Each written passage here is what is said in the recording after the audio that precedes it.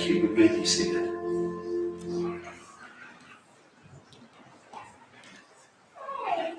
Welcome, brothers and sisters, to these services for Sister Johnson. I'm Bishop Gary Yall. The family has asked if I would conduct these services. I'd like to thank our prelude and postlude music, Amanda Weller, and our chorister, Denise Mullins.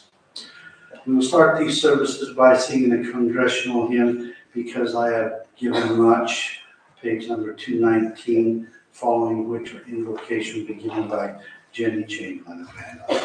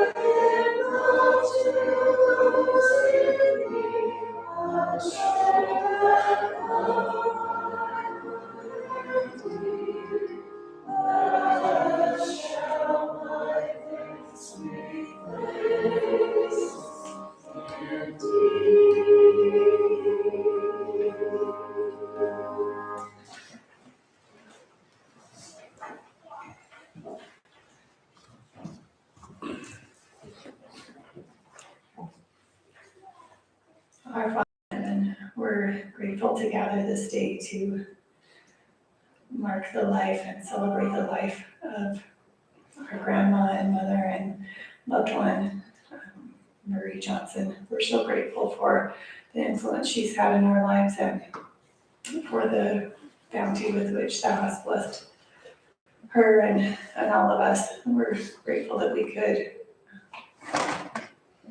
remember her and pray that thou will bless all of us as we process our grief and move through it, that we will be comforted in our loss and that thy spirit will guide us. We're so grateful for our many blessings and open this memorial service up today in the name of thy son, Jesus Christ. Amen.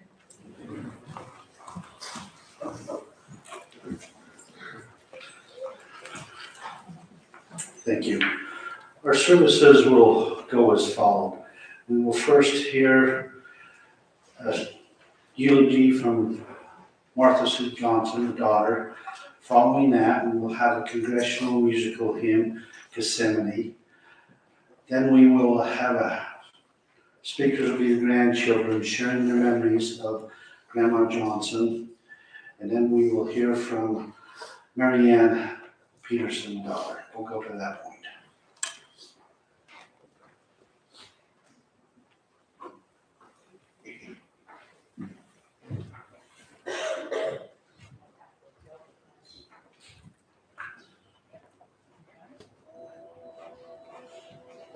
Must admit, I forgot how quickly these things move.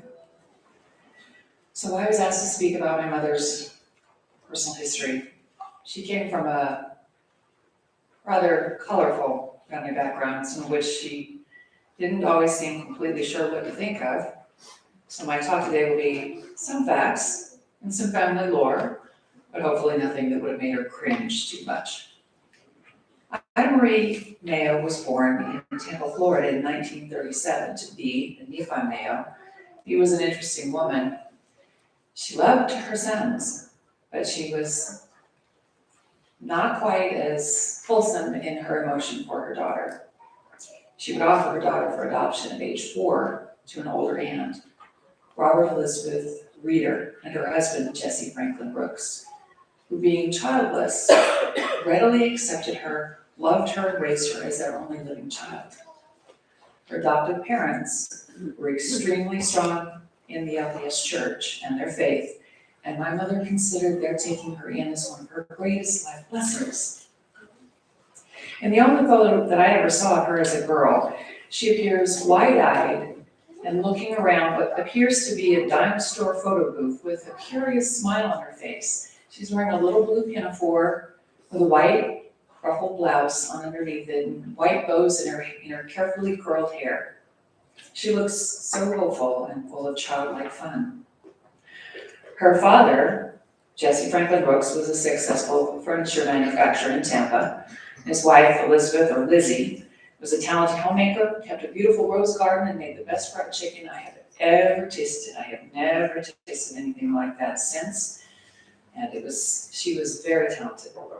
They kept a tight rein on their girl. She wasn't allowed to stay over at friends' homes or out very late, but they brought her up to have a strong testimony of the Church of Jesus Christ of Latter-day Saints.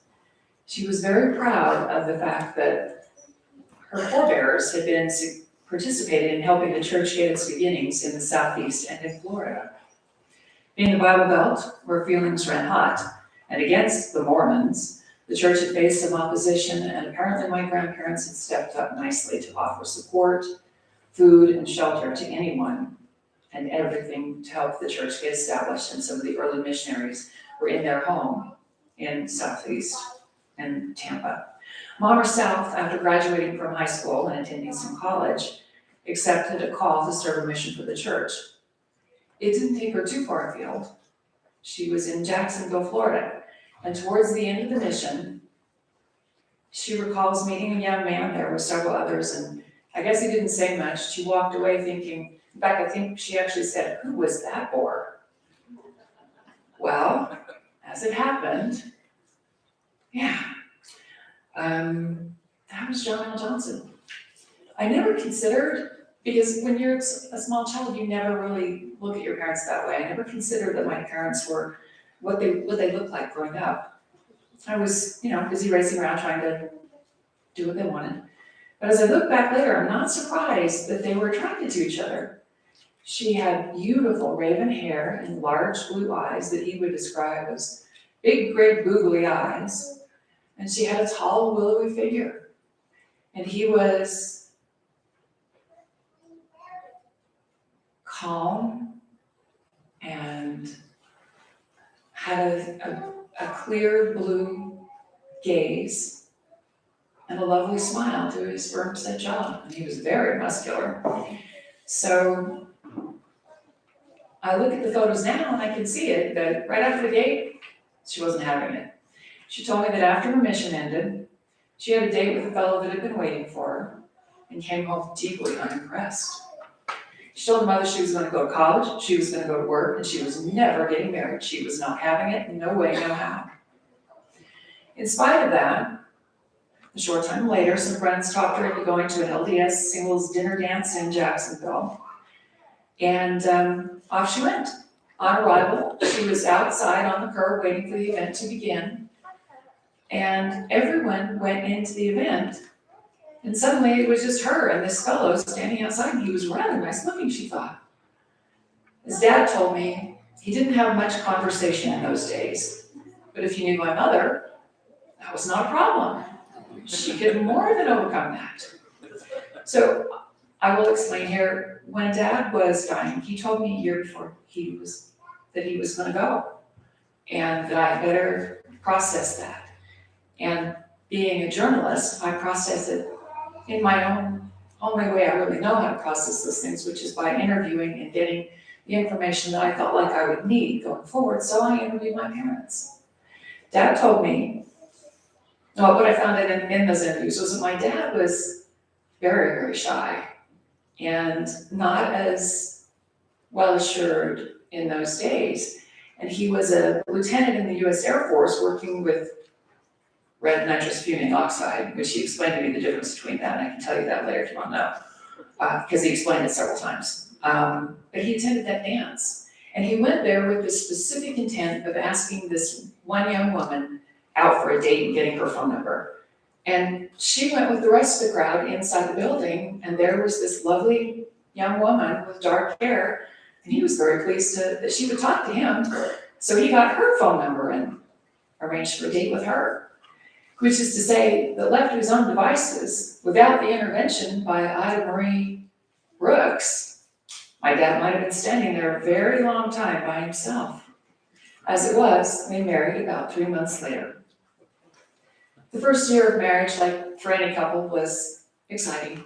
It was here in Utah. Dad was a good student, but he was a bit unfocused. He liked farming, but he wanted to be able to support his family. So he worked hard, but he was still a little undecided. Dad came home one day and said to Mom, well, I've got this opportunity and it sounds kind of interesting. I could change over to food chemistry, maybe get another degree. And Mom said, well, honey, if that's what you think you should do, then definitely you should do it. Which it seemed truly he had married the right person. Her support was exactly what he needed. They also had their first child during that time, a dark-haired little girl named Marianne. They were parents for the first time and utterly thrilled. About 1 year later, one of his BYU professors helped Dad get into Ohio State University and get a fellowship there, and off they went. They didn't realize until about halfway across the country why Mom didn't feel well. Why she kept getting car sick. But it's rather fortunate that they didn't realize I was along for the ride, because otherwise Dad might not have gotten that PhD. So off they went. When I arrived, blonde hair that stood straight up and refused to do anything that they wanted it to, but nothing changes on that front. Those were very lean years. Dad was studying, and Mom, I think, did a little bit of typing for people on the side. One of the fortunate things about being a food science student is that you can feed your children with your experiments. So we ate a lot of green beans and some sort of stewed tomatoes, and it was very fortunate we were very young. But they were happy. And they had a third child, their first son, Jesse Howe, born there while they were in school in Ohio. After graduation, Dad was hired by the University of Florida, and we moved down to Gainesville to make our home there. Mom was happy to be back in Florida. Her elderly mother, now a widow, would come over from Tampa and move in with us. And I got my first taste of that Southern fried chicken, along with buttery grits, with eggs, and bacon, and deep fried cornbread.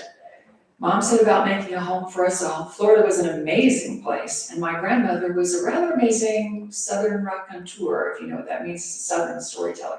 She would tell stories about everything from the cottonmouth water moccasins that were just waiting to get a bite of a little girl if she did not come home when she was called, to the instructions to go get the mail and bring it back immediately and not talk to any strangers, because strangers were bad things, and she would tan you alive if you didn't follow her instructions. That phrase, tan you alive, was always very intriguing to me. I never quite understood what that was. But oh my, how she loved the baby of the family.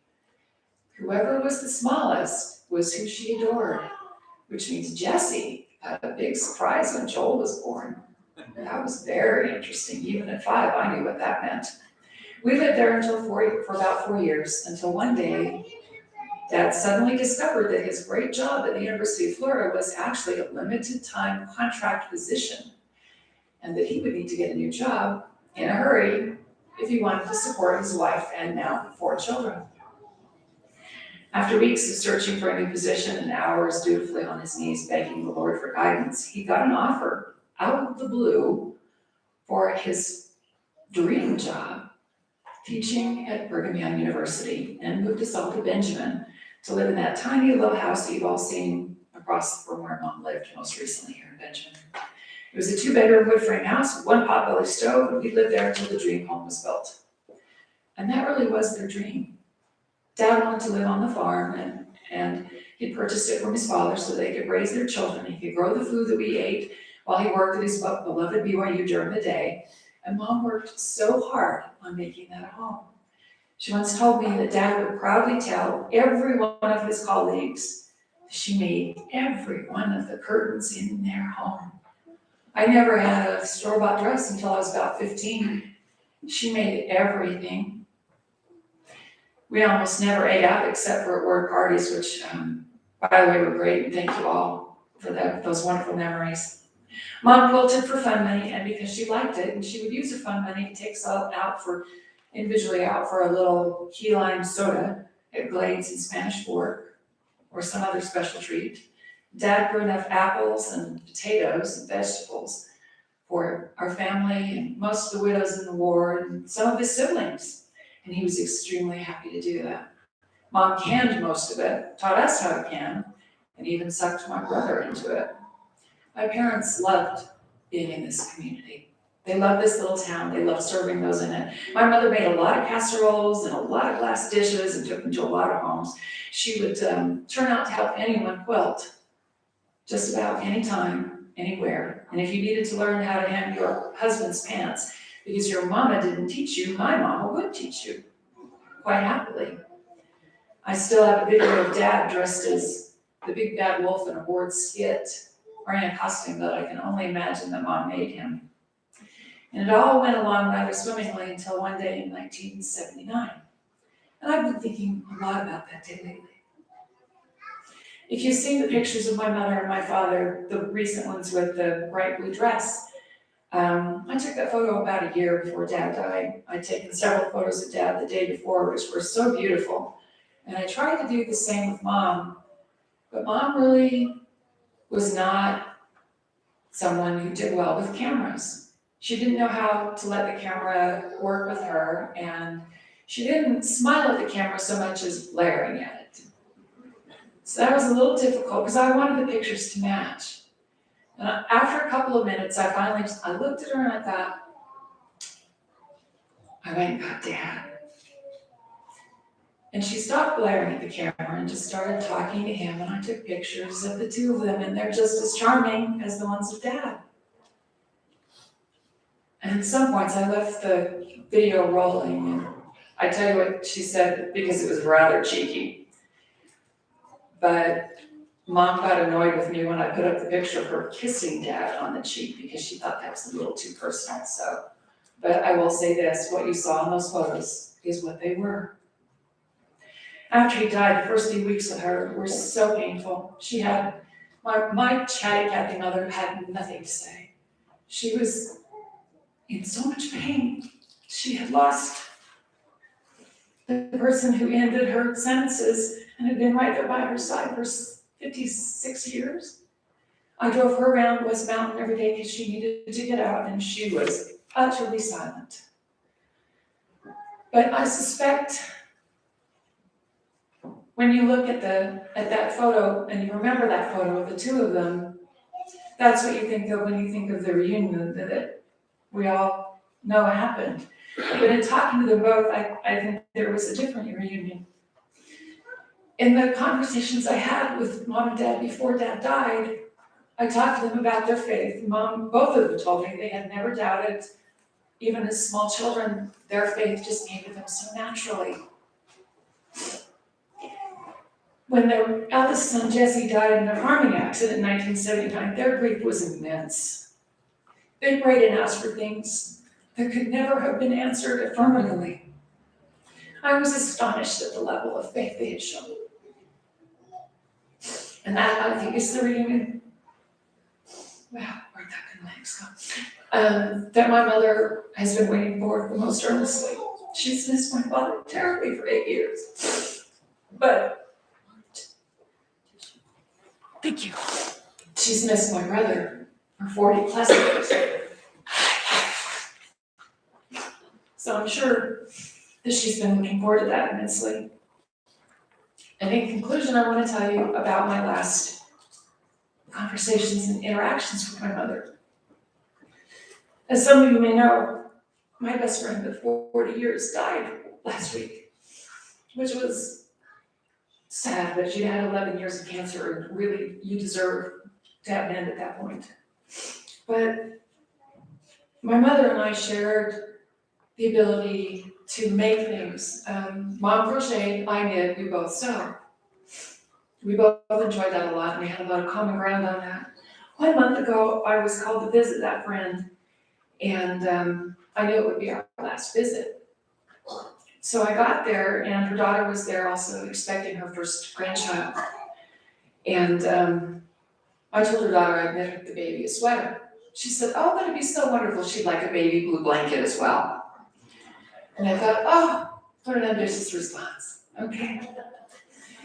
But instead, behind her mother's favorite chair in the front room, I found a piece of crochet work that was baby blue and about the right size for the start of a baby blanket, and 3 or 4 skeins of yarn. And her husband had told me, you will take every bit of yarn from this house when you leave, Marty. And I said, okay. So I carefully wrapped that up and put it in my car to take home. And then on the way home, I called Mom. And I said, Mom, I've just come from Echoes and she's dying. She said, I'm so sorry. And I said, her daughter's pregnant with her first grandchild, and I doubt she'll make it, but I found this halfway done crocheted baby blanket, and you know I can't crochet, Mom. And she said, yeah. I said, can you finish it for me? And she said, I'll be happy to. So I boxed it up and shipped it off. She was so immediate and enthusiastic in her response, and she said she would be honored. I sent it with the supplies to finish it, and I could still hear her voice saying, I'll be happy to, just as she had said all the way through our childhood and lives, whenever asked to do anything by the church, by this community, or just by someone that she considered a friend and a sister. If that sounds surprising for an 85-year-old, consider that she sent me 2 emails also, both thanking me for the privilege of serving and for being asked. She said at her age, no one ever asked her to do anything, and she missed that. So she finished it and sent it back, saying she hoped Echo would like it. Her note arrived the day that Echo died, but Echo knew that my mother had accepted that honor and would finish it for her. In a lifetime of service with the church emphasizing ministering to each other, my mother ministered to my best friend. And that best friend's request ministered back to my mother, making her feel valuable one last time. So, my mother died this past weekend, and I'm hoping that memories of her serving you in any way and the service that you offered her will help you honor her memory. Because I forever will be thinking of her saying, I'll be happy to. I say these things in the name of my Son, Jesus Christ, amen.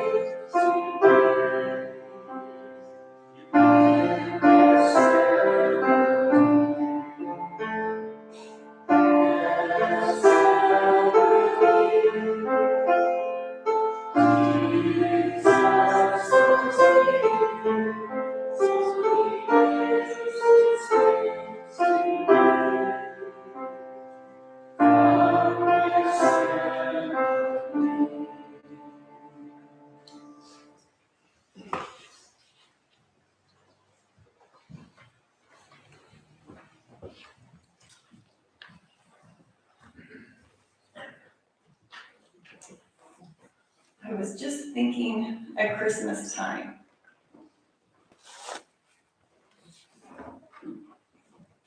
As I tried to pick Christmas gift for Grandma, how lucky I am to have had her for as long as I have. I realized when I got here today that in 3 years, I'll be the same age that she was when we met.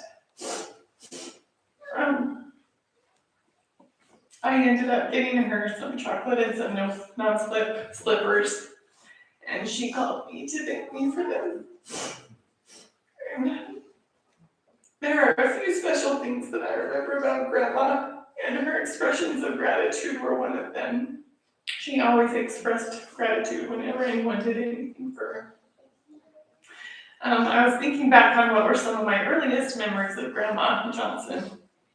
When I was a little girl, my mom had a work opportunity she wanted to take, but wasn't sure what to do about caring for me, and Grandma willingly volunteered to watch me. And I think the earliest thing I remember is that she would make me take a nap every day when she was watching me. And as a parent now, I understand that children's naps are not only for their own good health, but for the mental health of their caregiver. And Grandma would put me down on her own bed, and I would lay there awake for a long time, wishing that nap time were over.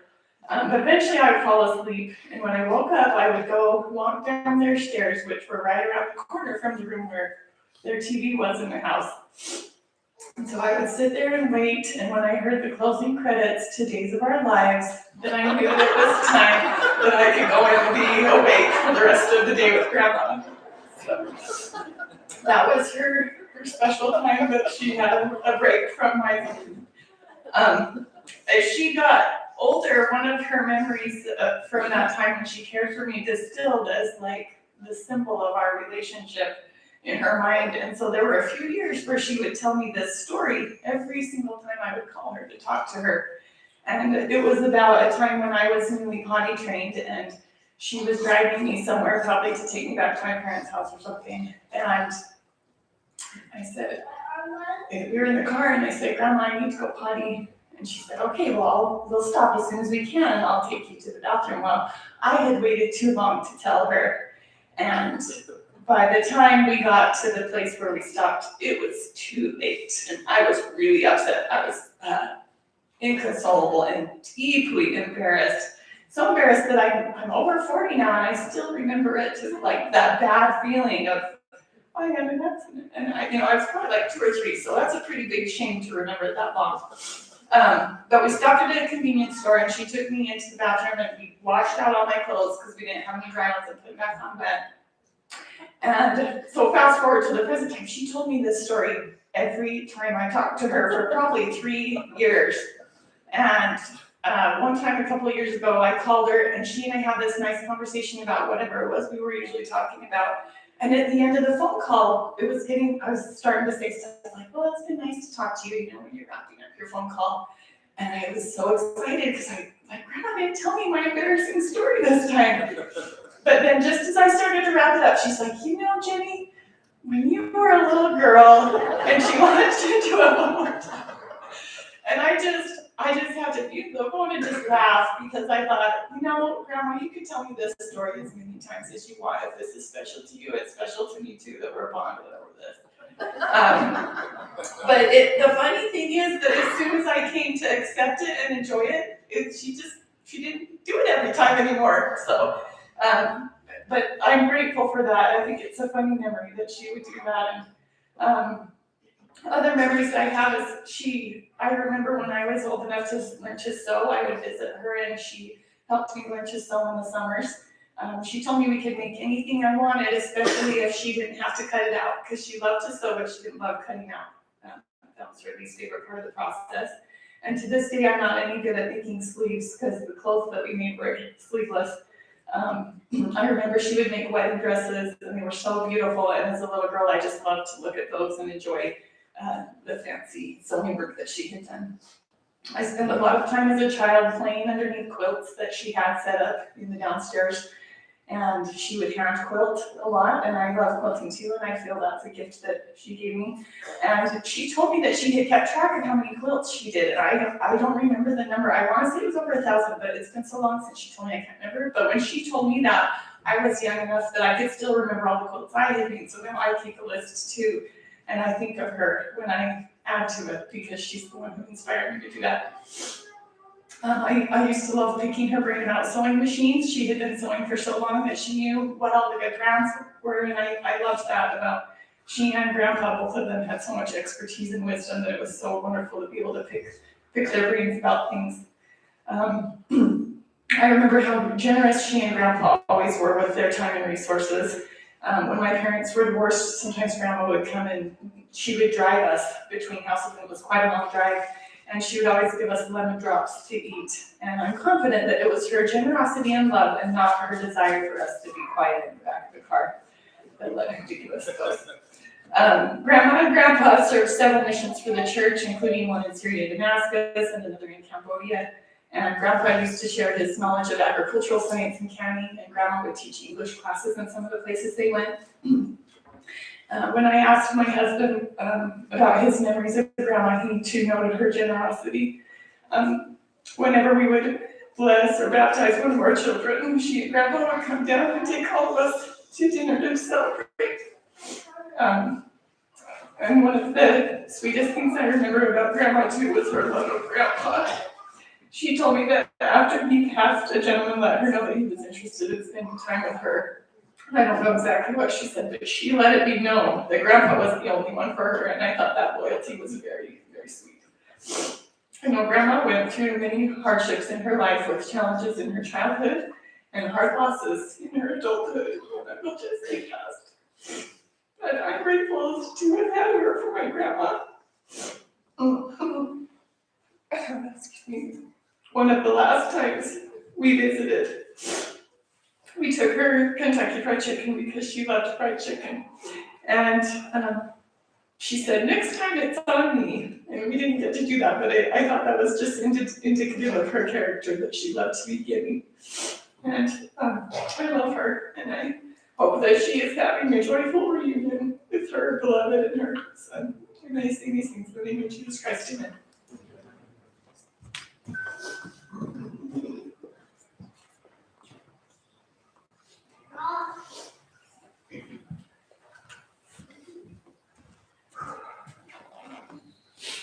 I'm going to try real hard not to cry. If you've seen my face, I've been crying a bunch. So I have lots of siblings. I have a brother and a sister who weren't able to be here today, and so I want to just mention Emily and Colton because I know how much they also love Grandma and wish they could be here. I have a lot of really great memories of grandma. When we spent a lot of time at her house when I was young, I didn't have any appreciation for it really, but I loved it. And I think that's a sign of the kind of environment that they created for us, their grandchildren. And I know it was because of their love. I live in Dallas and flew in and spent last night at my mom's home, and she had a lot of paperwork and personal affects of my grandma's. There's a lot of really sweet and tender love notes between my grandparents. They're an example to me of a really wonderful marriage. There's a lot of genealogy. I think there's, just in weight, there's probably more genealogy papers than all of the other stuff combined. And I was thinking about, everyone who would be at grandma's funeral and the relationships that she's had in life. And she knows a lot of people in genealogy. I spent hours going through those papers and saw so many names of people who warmly greeted her and were sending her things. I think it says a lot about her interest in genealogy and as a sign of the love that she has for her family. I asked Emily and Colton some of the things that they remembered and loved about grandma, and they said a few of the same things as me. One of which all three of us said was when grandma would just walk around, she'd do this little song kind of under her breath. And I remember at the time thinking, why does grandma do that? And now I do it too. So I guess that's just karma and maybe a blessing, because I think every time that I do it and catch myself, grandma gave that to me. I have fond memories too of the lemon drops and the car rides, and when I was in college and I'd go see grandma and grandpa, they would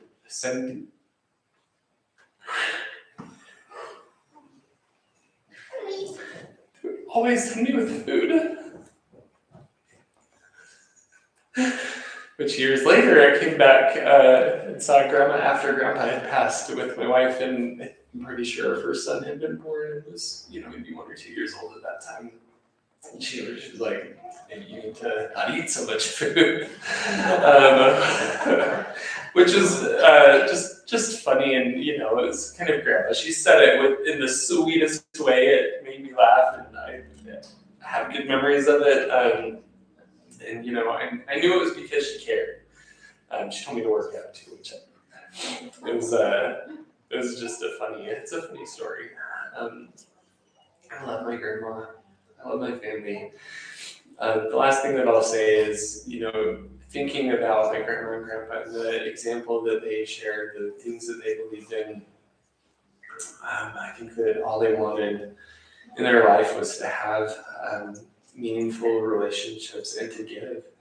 And I think that's what they wanted for all of us too. And I think that's a wonderful memory and a wonderful legacy to give, to want more good in the world. And they really embodied that. I say that in the name of Jesus Christ.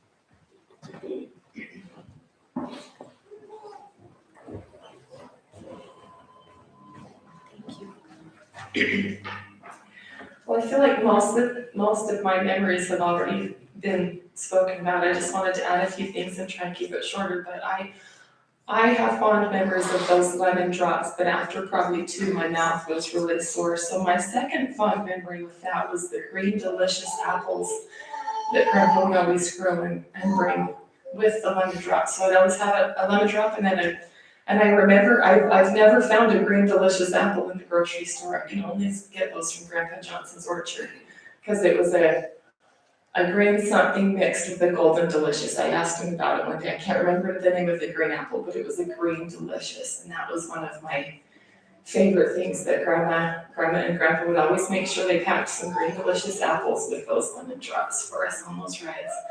I'm just, excuse me, I just wanted to add to that, I loved going to grandma's and playing under all of her quilts. She was always making quilts, but I'm grateful for their grandma and grandpa's example of, being united together in their whatever they wanted to do in life. They decided it together and they were united and did it. And so Grandpa grew his vegetables. They were very service oriented.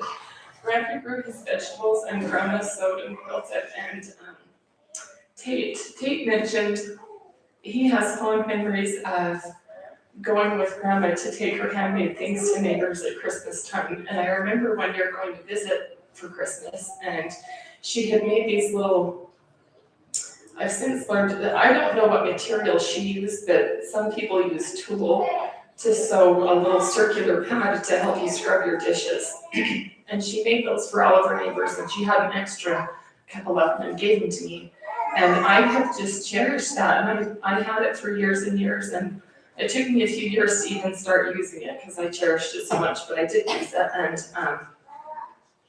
asked her about it. Maybe she told me she used tulle, but she was always trying to think of ways to make life easier, simpler ways to clean things, or how to cut a towel in half and then crochet a little hanger on it to hang on the stove, so you always had a towel accessible to dry your hands.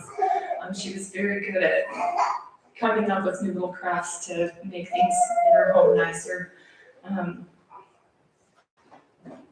I don't know if my kids remember this, but sewing dresses, sewing clothes, I had a lot of home sewn clothes as well when I was little, made by Grandma.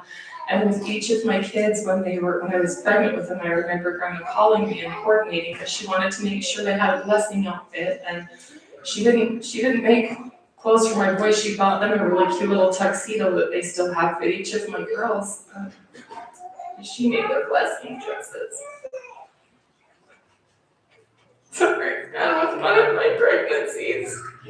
I remember having I got in an accident and had my daughter a month early, and my grandma called me and was so worried that she wouldn't get her granddaughter's blessing dress, her great granddaughter's blessing dress sewn in time, and I assured her it would be okay and we would figure it out. But she worked really hard and got it done and still had it for my daughter, and I'm grateful for that legacy of hers, of how important it was to sew things for people, to show them her love.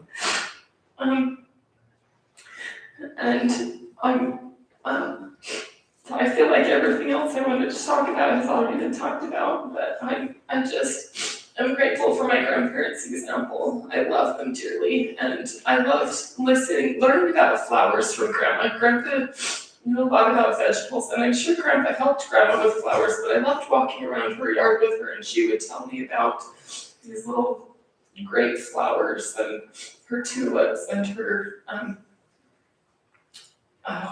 now my mind just went blank. Poppies. She taught me what a poppy flower was. They grew in the front of her yard. Anyway, I just wanted to share that memory that she will be missed, but she has left such a great legacy of service and love for her spouse and having united friends in her marriage. And I say that in the name of Jesus Christ.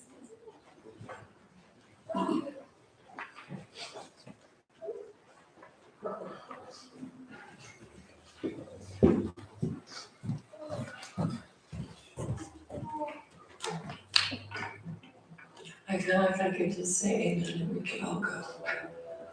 But I do have a few things I'd like to share. One of the first things is I want to tell Marty the secret to Grandma's fried chicken was that lovely, luscious bacon grease that it was Friday. That's what made it so good. She saved every drop and used every drop. So my name is Mary Ann Peterson. I am the eldest daughter of John Hal and Marie Johnson. I have 8 delightful children, and most of them are here today, but the other 2 couldn't make it. and I'm sad that they couldn't make it, but I know that their heart is with us. I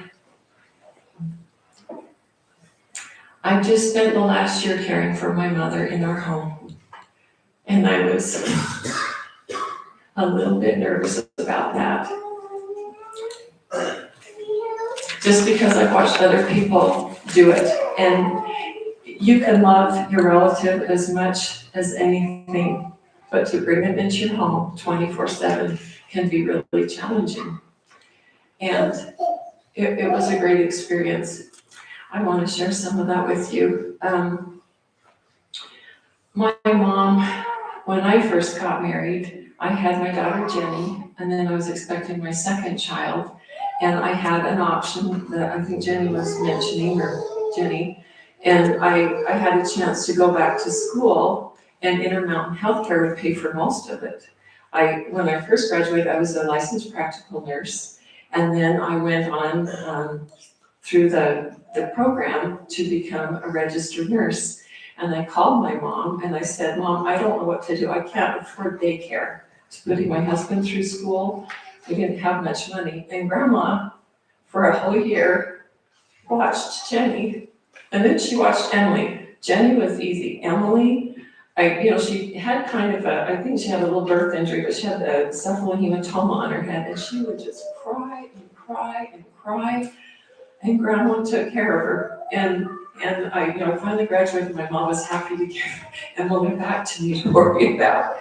But it was a real great blessing. Because of that, I was able to go on and get my associate degree in RN, and then later on get my bachelor's degree in nursing.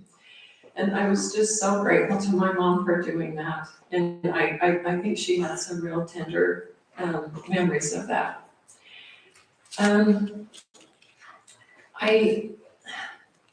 I wanted to share some things with you, mostly about our family and some of the things that we have each been through. And I did want to talk a little bit about Jesse's death. And Jesse was almost 17 when he was killed, and he had seen him a few days before his accident. And he was helping a friend in Leland with some hauling of hay. And he and a friend were sitting on the tongue of a hay wagon, and the tractor had an enclosed cab. And they were going up and over the Lehigh overpass over I-15, and they were on the far side of it. And the two boys were just talking, and the friend turned around for a minute, he turned back, and Jesse was gone. And he kind of looked around, and he started screaming for the driver to stop, but the driver couldn't hear anything because the cab was enclosed. But eventually they got stopped. And the wheel of the loaded wagon had gone across his shoulder and over his head. And it had several tons of hay on this wagon. And when it happened, I was notified at the hospital. My sister-in-law called me and told me, and my dad was in California on church welfare business because he'd been in charge of quality control for the church welfare canneries for years and years. And so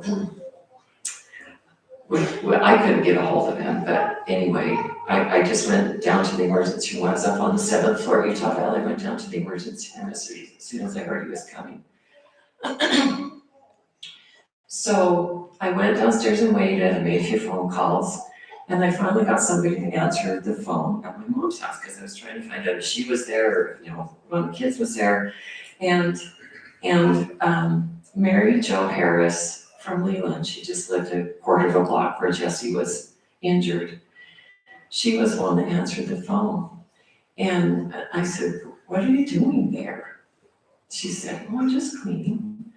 And I said, "Well, I just heard Jesse was hurt. I want to know how he is. Tell me how he is."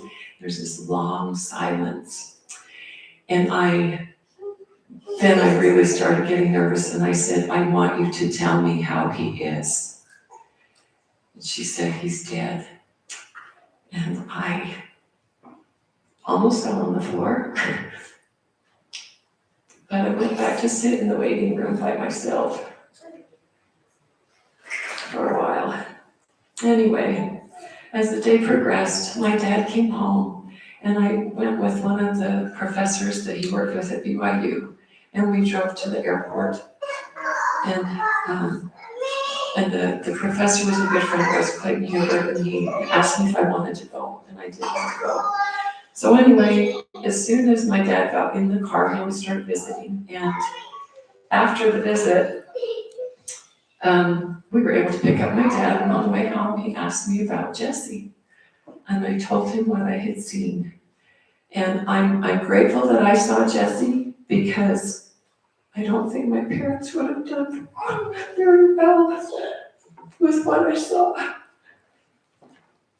So I explained to my dad what had happened and the extent of his injury. There wasn't a piece of bone left in his head that was bigger than that. It just crushed. So I explained that to my dad. My dad came home, and without, very privately, he slipped off and he called the state president and asked the state president to call Salt Lake and ask that a general authority, one of the 12, come down and bring him back to life, to make him whole. 3 days later, my parents got a letter from Marky Peterson. And the letter said in it that, and it was a beautiful letter, and it was just a very special letter for my parents. And he talked about Jesse, and Jesse was not quite 17, and he had all of his scriptures memorized for his mission. He'd been working on his missionary fund to support himself on his mission, and he had all of that money in line. And he was just waiting to get through his senior year and, wait and go on a mission. And one of the things that were in this letter was that there were many apostles who had lost children when they were in the Quorum of 12, and he listed 4 or 5 of them. They lost young children, they lost babies, they lost teenagers, they lost their children. And he said, I want you to know that their death was because Heavenly Father needed them on the other side to do something. And he said, I know it's horrible and it's hard to go through, but your brother, your son, was needed on the other side. And I thought about that, and I thought a lot about grief. And really, grief and the pain that you suffer is because of the extreme love that you've given to this person. And if we didn't have love, we wouldn't have grief. And if we have to have grief, it goes along with love. And that helped me understand things a whole lot better. And there's been times in my life when I felt like Jesse was with me. For the first, probably about 6 years, 5 years, I had dreams about my brother. And they were almost as ugly as the sight I saw when I saw him after his accident. And it was really difficult. And I prayed that Heavenly Father would take that away, because it was just awful and hard. I had 3 beautiful girls first, and then I got pregnant the 4th time. And I had decided that when I finally had a son, if I was blessed with a son, that I would name him Jesse. Well, one night during the week, I had a dream, but I didn't really remember it. I didn't remember that night, but the following Sunday, I was sitting in church, and someone said something to me that sparked the memory of this dream. And in the dream, I was standing in a wide space, and it was non-dimensional, but it had the Lawrence Rocky kind of colored floor going on.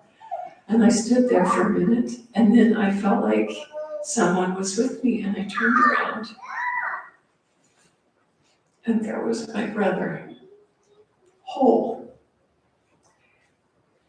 And I just stood and looked at it, and he came over to me and stood right in front of me.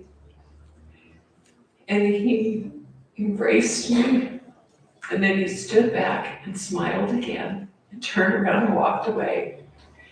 And all of the awful memories, and I used to have sightings that I would think I'd seen my brother, all of that stopped on that day. And years later, I started working with police officers who had PTSD, and I realized that at that time, I had PTSD because of what I'd seen. And it's really hard to get rid of. And I was very blessed in that time. I knew I was having my first son. And I knew that my brother was okay. And I was very, very grateful for that. I spent a lot of time with my mom over the last 7 years.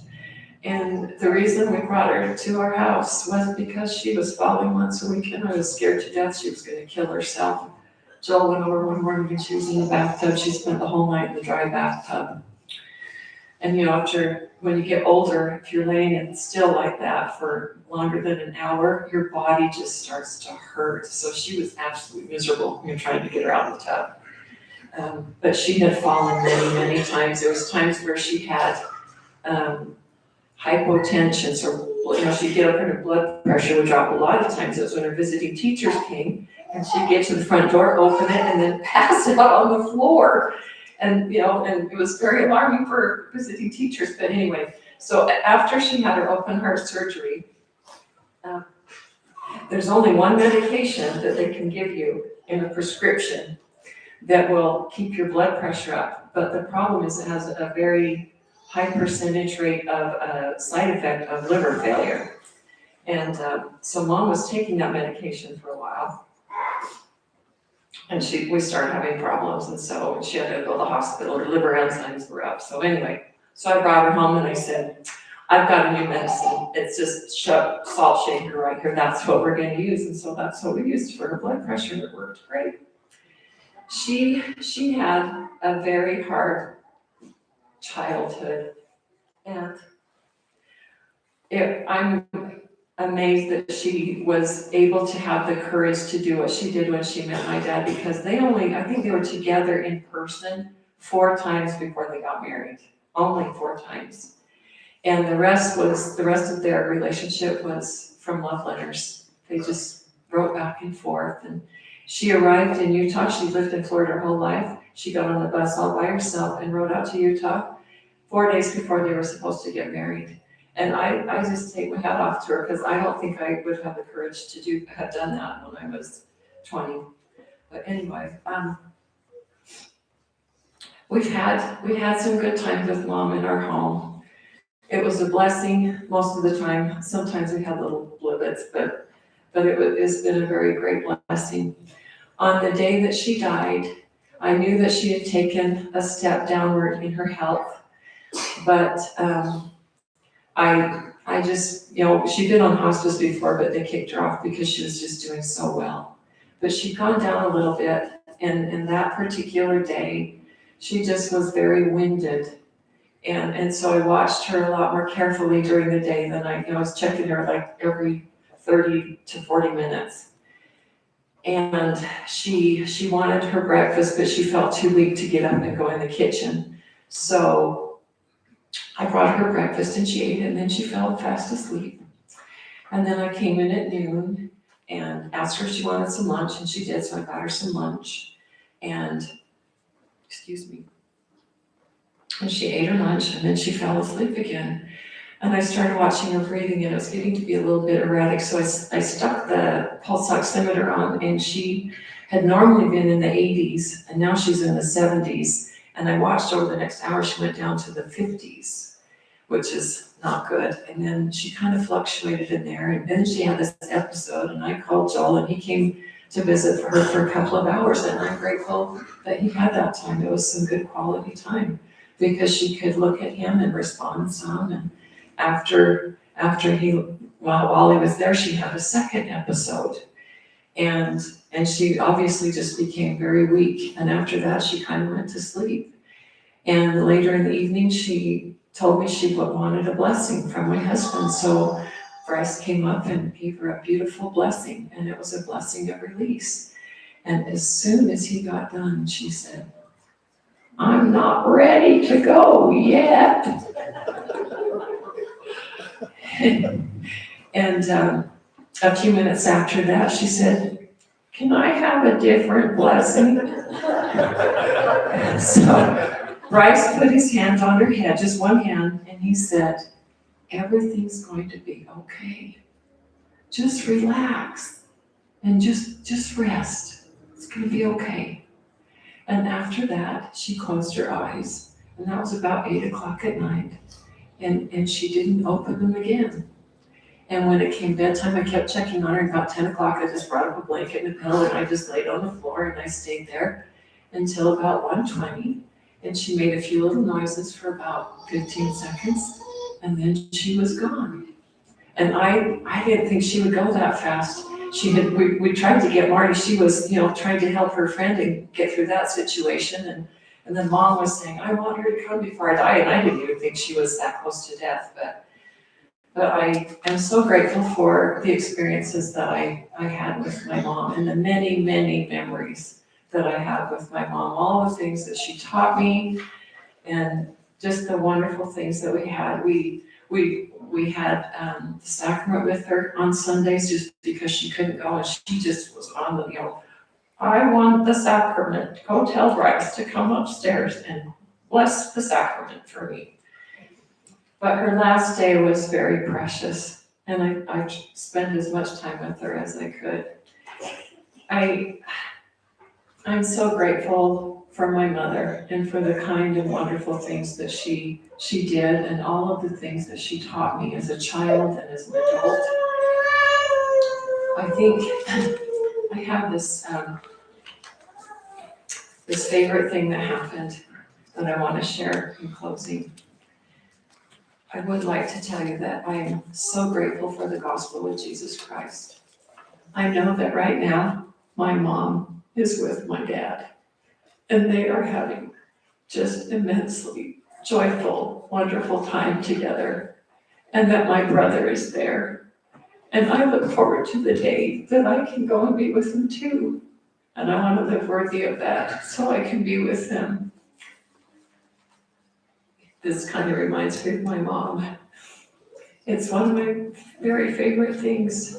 Steve Jobs, when he died, said 3 things right before he passed, just minutes before he passed. And he was blinded by then, so all he could do was speak. And he said, "Oh, wow. Oh, wow. Oh, wow." And I love that because that's what we can do. We can be in a place that's unbelievable and just have things that are, there's such great things in this life, but the things that we experience here are not anything like the things that we can do if we make it to where they are. So I'm so thankful to all of you for coming, and I know this church is true, and the gospel is just a wonderful, wonderful thing. I'm so grateful that I'm a member of the church and that I have the blessings that I do. I say these things in the name of Jesus Christ. Amen.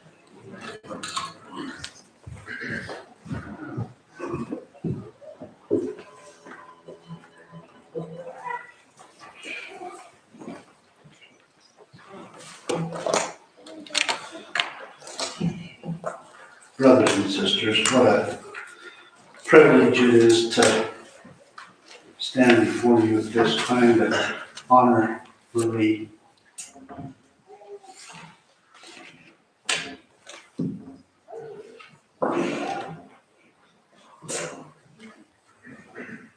She's a remarkable lady.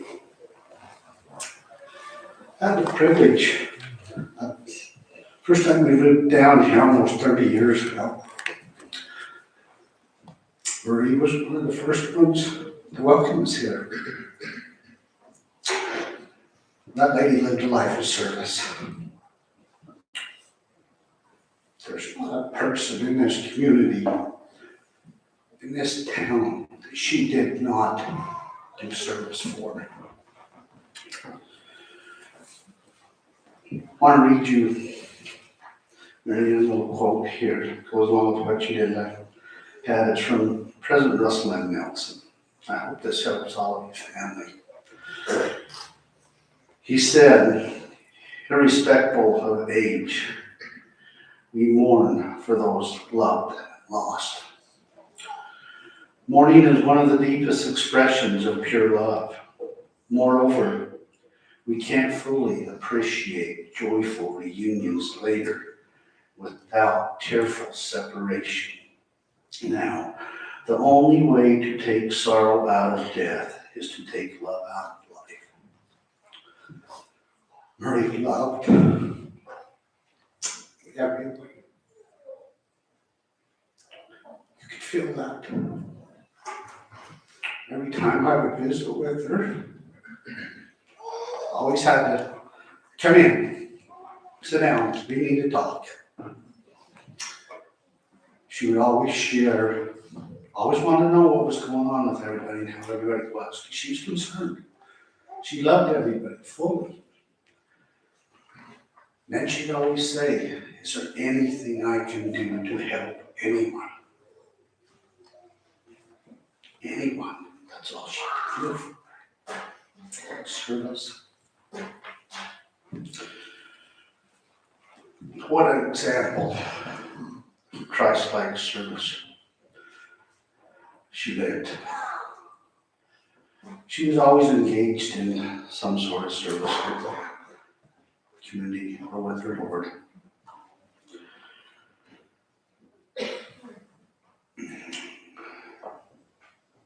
I think of the times that I've called her, and a testimony that this lady had is the strongest testimony I've ever felt. She shared it often. I want you three to know your mother loved you three like none other. She shared that with me every time I would visit with her. How much she loved her daughters, how much she loved her sons, and how she looked forward to the reunion with her and Hal. Just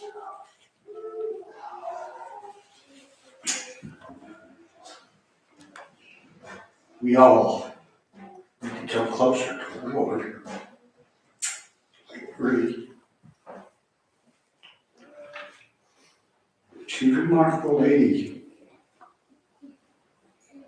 She'll be dearly missed. I still remember the phone calls. She'd call me up all the time. Bishop, you know you should do this different. Bishop, we need to get this took care of. Yes, Maria, I do that. Bishop, you haven't got that done yet. What are you waiting on? Do you need me to come and help you? No, we'll get to it. But I loved it. I loved every time I looked at my phone and Marie Johnson's name come up. And I just knew I've got to step it up a step because she was always ahead of all of us. She knew what needed to be done and always wanted to do it. I've got a little poem here I want to read. Remind me of Marie. It says, it's by Shannon Lee Mosley. It says, don't grieve for me, for now I'm free. I'm following the path God has chosen for me. I took his hand when I heard him call. I turned my back, and I left it all. I could not stay another day. He taught me to love, to work, or play. Tasks left undone must stay that way. I found now peace at the end of the day. If my parting has left a void, then fill it with remembered joys. A friendship shared, a laugh, a kiss. Oh yes, these things I too will miss. Be not burdened with times of sorrow. Look for the sunshine of tomorrow. My life's been full, I savored much. Good friends, good times, a loved one's touch. Perhaps my time seems all too brief. Don't lengthen your time with undue grief. Lift your hearts and peace to thee. God wanted me now, he set me free. She's free. This gospel is true, brothers and sisters. That veil becomes very thin in our lives. There's no doubt. No doubt in my mind. What a joyful reunion. Right now,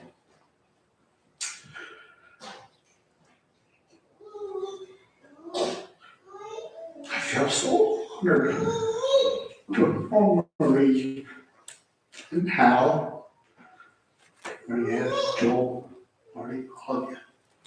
Your Marco family. Your legacy does not end here. It starts. Always remember what your mother done for all of you. Like I say, I loved her. Think of Rolf.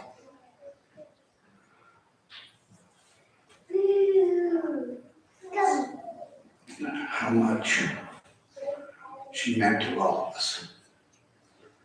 But how joyful it is for her to return to live with her Heavenly Father at this time. I leave that with you in the name of thy Son, Jesus Christ. Amen. We will close these services by having a musical selection by granddaughter Becca Johnson, following which the benediction will be given by Sarah May. And then we will proceed out to the Bateman Cemetery for the interment of life.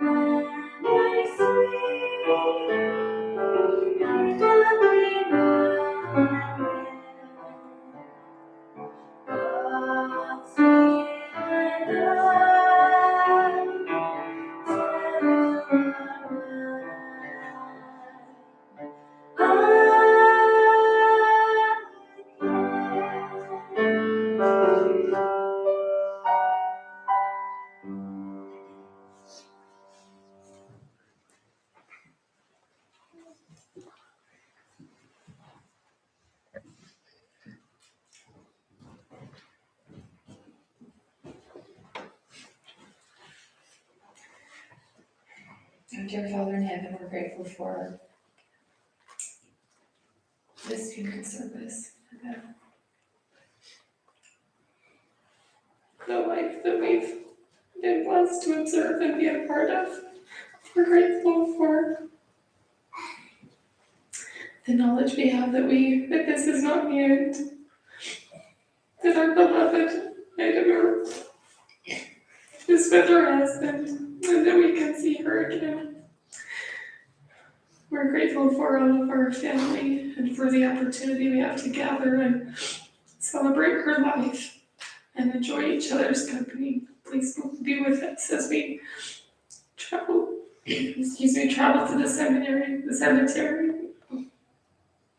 And we say these things in the name of Jesus Christ, amen.